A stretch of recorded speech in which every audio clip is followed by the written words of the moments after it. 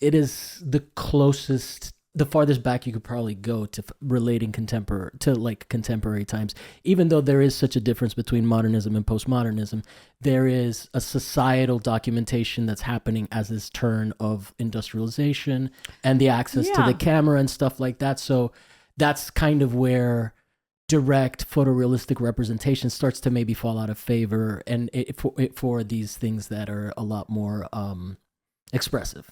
Yeah. But it's interesting that you bring that up in terms of the documentation, because that's kind of a question that I'm constantly interested in, partly because of just the way that media is such it's totally infused into every aspect of our life these days.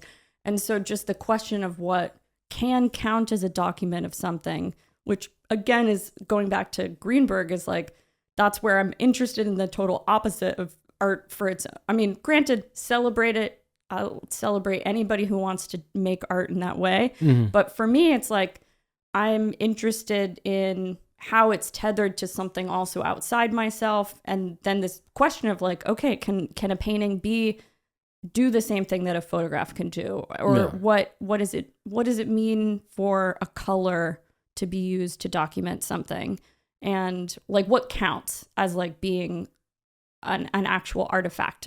Well, like Guernica, for example, is a perfect example of that. Like, it's not representational, but you get a visceral explanation of what, and it's so relevant to like everything that happened after. Because I don't think that's like a very specific. I forget what Guernica. That was what, World War I. Yeah, I think so. Right? Oh my God! Please comment down below and shame us for not knowing history. I don't know.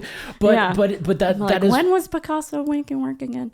Yeah. Well, I mean, despite its limitations and all of that, like, mostly white, not a lot of women, art history is still a pretty interesting thing to go back to, because you study history books and it's almost like the sensitive people's history, right? Like how people are internalizing a lot of the stuff that's happening at the time.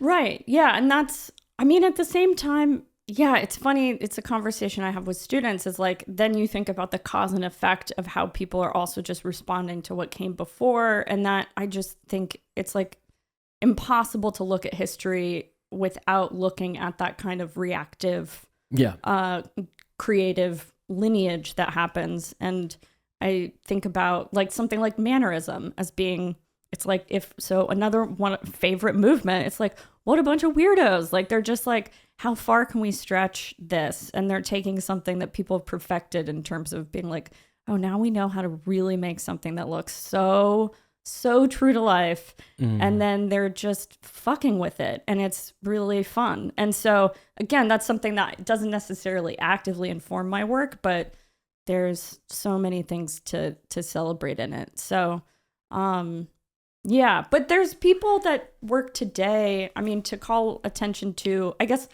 this is maybe what you're speaking to in terms of what modernism was starting to break open, which is like, okay, there's the idea of it starting to represent our life and like the experience of everyday people in this broader way.